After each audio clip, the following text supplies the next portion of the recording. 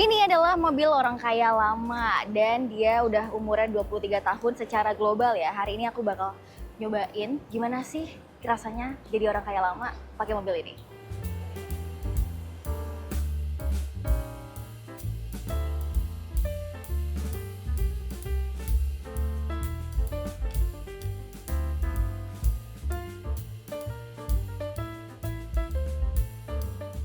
Nah, ini kita udah ada di garis pertamanya dari Toyota Alphard Hybrid. Ini yang hybrid. HEV. HEV, dia transmisinya itu Smart CVTi, Mas. Nah, Kerasa gede banget nih mobilnya ya. Iya, ini sebenarnya mobil udah lama ya. Udah lama. Cuman kita bukan baru kesempatan nih kali ini nih. Nyobain test drive sedikit di Gias 2025. Iya. Dan ini Alphard generasi keempat ya. For your information. Jujur baru pertama kali sih Rin nyobain mobil ini, generasi keempat ini. Sebelumnya tapi pernah? Alphard Gen 2, Gen 1 gue pernah, Gen 2 belum, Gen 3 pernah yang terakhir. Oke, aku biasanya jadi numpang doang, yang Gen 3. Iya. Kalau dari dimensi emang panjang ya ini mobilnya, 5 meteran lebih. 5 meter ya? 5 meter lebih, Mas. 5 berapa? 5010 mm. Oh, 5 meter pas berarti. Nggak sepanjang seri 7 lah. Seri 7 BMW itu kan udah nyaris 6 tuh dia. Iya. Tapi kerasa kan gedenya, Kerasa. kanan kirinya Kerasa. gitu. Ini mungkin bisa dibilang kayak bawa high S kali ya? Kayak bawa HS. Iya, high S versi mewah. Apalagi tinggi kan? Iya. Tapi Tinggi. bedanya high S, dia kaku banget. Ini masih ada empuk-empuknya. Suspensinya. Iya, suspensinya. Dashboardnya juga kelihatan panjang banget. Tapi terbantu sih sebenarnya walaupun dimensinya gede, kaca-kacanya gede-gede semua. Oh iya, lebar-lebar. Kaca depannya kan. Oh. Terus pilar A-nya nggak blind spot sih ya? Blind spot nggak? Ini ada kaca gede juga ya. Kaca Iya. gede lumayan nih. Mengurangi blind spot. Terus ada juga rear camera. Iya, ada kamera. Jadi ngebantu ngeliat belakang. Impresinya sih beda banget ya kalau bawa Innova gitu misalnya Zenix Zenix. sama ini Alphard, wah beda banget pasti.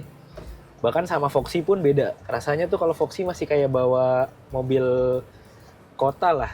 Ha-ha. Ini benar-benar kayak mobil gede rasanya. Kayak Iya. minibus. Iya, radius putar kita coba, ternyata masih bisa. Masih bisa, nggak pakai mundur. Iya. Jadi emang mesti hati-hati banget nih bawa mobil ini. Dari lebarnya dan panjangnya tuh beda sama mobil kebanyakan. Bener. Ini kita nyobain ada tes bumpy. Iya. Oke. Emang kalau jalan pelan sih Nyaman ya? Nyaman. Nah ini nih yang Nah. keras nih. Gede soalnya. cuman ini mobil emang bukan buat peruntukan ngebut. Iya. Karena pasti penumpang bagian belakangnya nggak mau diajak ngebut. Dia pasti protes ya. Pengguna Alphard kan santai. Kalau Ini ada bisa kerja. polis tidur gini pelan-pelan. Bener. Nanti bosnya marah di belakang. Apa lagi ya? Kekedapan. Kegedapan boleh. Sepanjang kita jalan tadi banyak mobil kanan kiri kita, nggak terlalu berasa suaranya sampai ke dalam sini ya Mas ya? Motor juga nggak kedengeran ya? Iya. Sama Coba sekali sih. ya, kita tes, kita buka Iya. kaca. Tuh. Double glass juga kayaknya. Wow. Double glass. Dia makan lebih Tutup hening. lagi.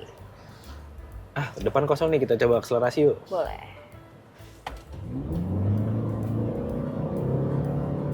Suara mesinnya Terawangannya ya. berasa. Tapi cukup spontan sih akselerasinya. Langsung ya? Iya, langsung. Mungkin karena Langsung pakai tapi baterai ya. nggak ngehentak gitu loh. Mm-mm. Mungkin kebantu motor listrik ya. Bener. Kalau tenaganya sih dia total 188 tenaga kuda. Terus Torsinya? torsinya 236 Oke. Newton meter. Tenaganya tuh setara kayak mobil 2000 cc tuh. 180. Dia ini 2,5. 2,5 ya. Tapi CVT-nya gimana nih Mas? CVT-nya sih Rasanya? kita jalan di kondisi kecepatan rendah ya. Nyaman sih. Terus nggak terlalu menggerung juga.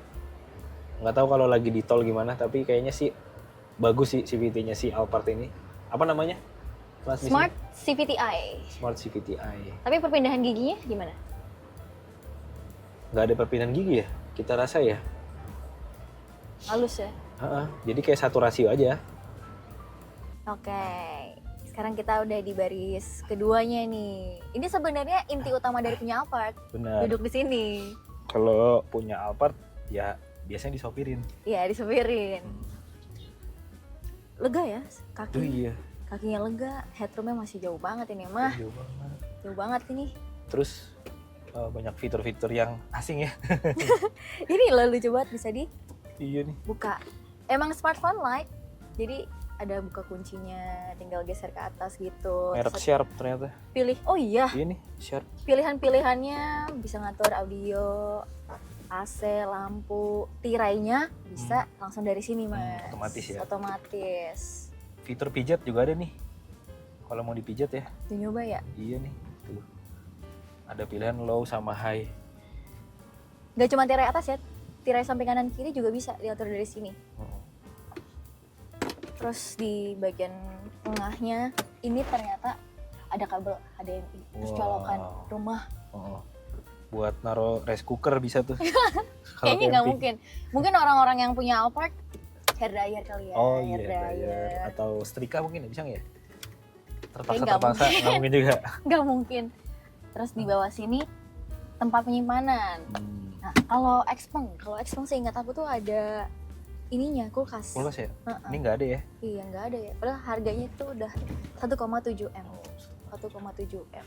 Kalau kita bandingin Denza dan 9, harganya yang di atasnya dia sekitar 900. 950. Udah listrik. Kalau ini hybrid. Suka nggak? Gimana duduk di belakang? Nyaman sih duduk di belakang tuh. Tapi kayaknya tergantung sopirnya. Kalau supir enak nyetirnya, Iya. belakang enak. Bener, kalau sopirnya ugal-ugalan pusing di belakang. Karena jujur di bagian depan pas kita belok-belok tadi itu masih kerasa firm. Tapi di bagian baris kedua ini berasa banget ternyata kalau limbungnya ya. Limbungnya tuh goyangnya terasa banget kayak di bis gitu lah. Kalau Yang mesti misalnya pelan-pelan.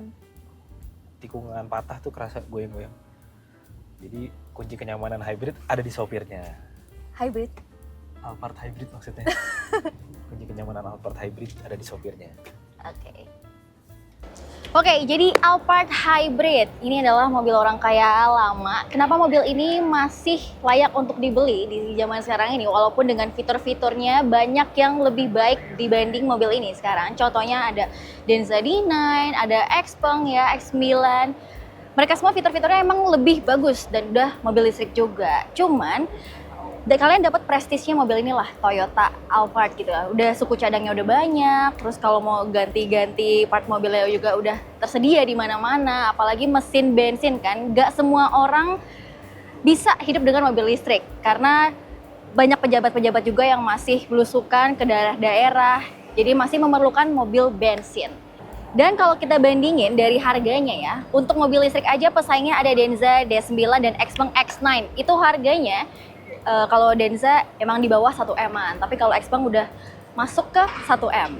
Dan kalau dibandingin sama mobil bensin lainnya, ada Carnival dan Staria, dia hybrid diesel, itu harganya memang di atas 1 M untuk Carnival. Kalau dibandingin sama VW ID Buzz, itu harganya udah 1,3 M. Ada lagi sih yang lebih mahal dibandingkan mobil ini, yaitu Lexus. Kakaknya dari mobil ini harganya udah masuk ke 2 M-an. Tapi kalian beli Toyota sih udah dapet prestisnya banget sih. Itu yang patut dipikirin.